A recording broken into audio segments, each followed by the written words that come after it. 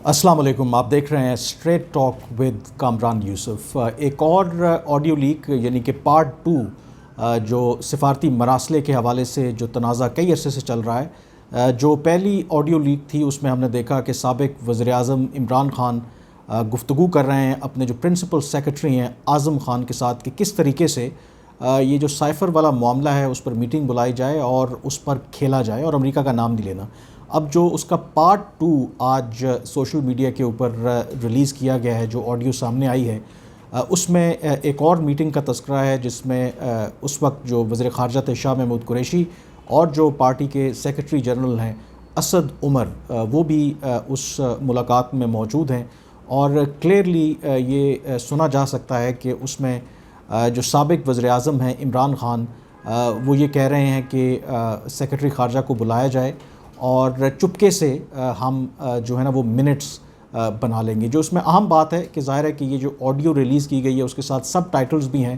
Last بھی جو audio release کی تھی اس میں جو سب ٹائٹلز میں تھوڑی سی ہیرا پھیری کی تھی، اس میں بھی ایک اضافی جو لفظ ہے وہ استعمال کیا گیا کہ اپنی مرضی کے منٹس بنا لیتے ہیں، حالانکہ عمران خان صاحب نے ایسی کوئی بات نہیں کی تھی۔ نیوردلیس جو آڈیو لیکس آئی ہے اس میں کم از کم جو عمران خان صاحب ہیں اور جو تحریک انصاف ہے اس کے لیے امریکی جو سازش کا بیانیہ ہے اس کا دفاع کرنا یقینی طور پر اب مشکل سے مشکل تر ہوتا جا رہا ہے۔ اس کی وجہ یہ ہے کہ اس میں واضح طور پر سنا جا سکتا ہے کہ عمران خان صاحب یہ انسٹرکشنز دے رہے ہیں کہ کسی بھی صورت ہم نے امریکہ کا نام نہیں لینا۔ جب تذکرہ کرنا ہے سازش کا تو امریکہ کا ہر صورت ہم نے اس میں نام نہیں لینا۔ اور اسد عمر ایک موقع پر ان سے پوچھتے بھی ہیں کہ یہ لیٹر تو نہیں ہے، یہ تو بیسیکلی ایک ٹرانسکرپٹ ہے۔ تو عمران خان صاحب اس وقت کہتے ہیں کہ عام لوگوں کو اس کا کیا پتہ، ان کو تو یہی بتایا جائے گا کہ شاید جو عام فہم لفظ ہے جو لیٹر ہے اس کا تذکرہ کیا جائے گا، لیکن انہوں نے یہ بہت واضح طور پر کہا کہ امریکہ کا نام نہیں لینا۔ اب جب عمران خان صاحب یہ کہہ رہے ہیں کہ امریکہ کا نام نہیں لینا، ظاہر ہے کہ اس کی دو وجوہات ہو سکتی ہیں۔ ایک وجہ اس کی یہ ہے کہ بطور وزیر اعظم ان کو بھی اندازہ تھا کہ یہ کتنا حساس نوعیت کا معاملہ ہے، اور اگر اس طرح امریکہ کا وہ نام لیں گے تو پاکستان کے جو مفادات ہیں ان کو نقصان پہنچے گا۔ دوسرا اس کی وجہ یہ ہو سکتی ہے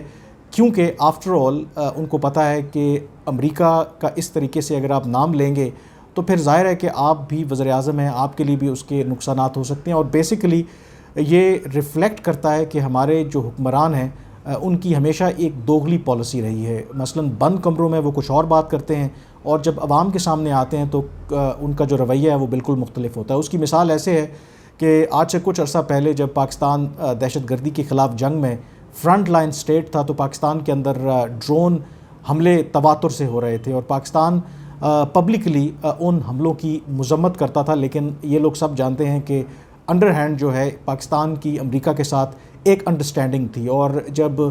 ویکی لیکس جو اس طرح کی جو ڈپلومیٹک کیبلز تھیں وہ جب لیک ہوئیں تو اس کے اندر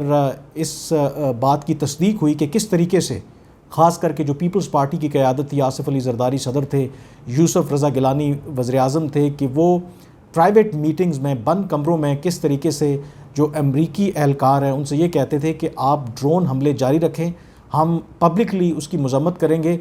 لیکن ادروائز ہم اس کی حمایت کرتے ہیں۔ تو یہ جو معاملہ ہے امریکی سازش کا، کم و بیش لگتا یہ ہے کہ عمران خان صاحب بھی اسی طریقے سے عوام کو بے وقوف بنا رہے ہیں اور بنا رہے تھے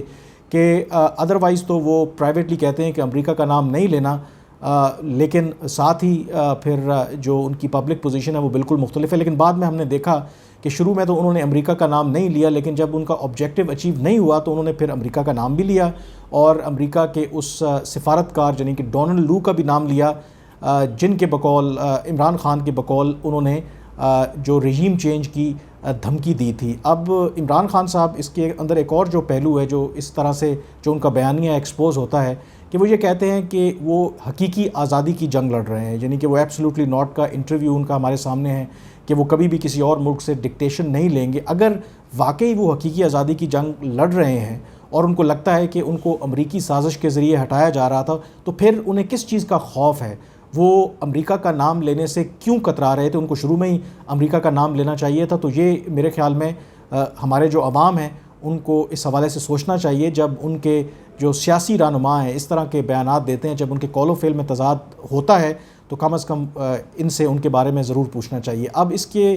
اس دوسری آڈیو لیک ہونے کے بعد یہ اطلاعات بھی آ رہی ہیں کہ گورنمنٹ شاید تیاری کر رہی ہے کہ کیونکہ ان کے خیال میں یہ آفیشیل جو سیکرٹ ایکٹ ہے اس کی خلاف ورزی ہے، تو اس کو سامنے رکھتے ہوئے یہ ممکن ہے کہ اس حوالے سے عمران خان، شاہ محمود قریشی اور اس میں اسد عمر اور پھر جو اعظم خان وہ بھی جو میٹنگ میں شامل تھے، ان کے خلاف کوئی باقاعدہ تحقیقات کا آغاز کیا جائے، اور جو اس کے اثرات ہیں وہ آلریڈی آنا شروع ہو گئے ہیں۔ اس کی وجہ یہ ہے کہ جمعرات کے روز جو سیکرٹری خارجہ سہیل محمود وہ ریٹائر ہو گئے ہیں اور ان کی جگہ نئے سیکرٹری خارجہ کی تعیناتی ہونی تھی، اور جو نام سامنے آ رہا تھا وہ اسد مجید صاحب کا آ رہا تھا۔ اسد مجید صاحب یہ وہی ہیں جو پاکستان کے سفیر تھے، جنہوں نے وہ سائفر لکھا جس کو بنیاد بنا کر عمران خان صاحب کہتے ہیں کہ ان کے خلاف امریکی سازش ہوئی ہے۔ کیونکہ یہ نئی آڈیو لیکس آئیں تو لگتا یہ ہے کہ اگر انکوائری ہوتی ہے تو اسد مجید صاحب سے بھی پوچھ گچھ ہوگی۔ اس وجہ سے گورنمنٹ نے جو پہلے فیصلہ کیا تھا کہ ان کو نیا سیکرٹری خارجہ تعینات کیا جائے، اب وہ فیصلہ جو ہے وہ واپس لے لیا گیا، اس پہ نظر ثانی کی گئی ہے، اور اس کی جگہ جوہر سلیم صاحب کو اضافی چارج دیا گیا ہے سیکرٹری خارجہ کا۔ اور اطلاعات یہی ہیں کہ جو پرماننٹ فارن سیکرٹری ہے وہ سائرس قاضی صاحب، کیونکہ وہ گریڈ 21 کے آفیسر ہیں اس وقت، ان کو نومبر میں جب پروموشن بورڈ ہوگا اس میں پروموٹ کیا جائے گا گریڈ 22 میں، تو ان کو باقاعدہ طور پر پھر اپوائنٹ کیا جائے گا ایز فارن سیکرٹری۔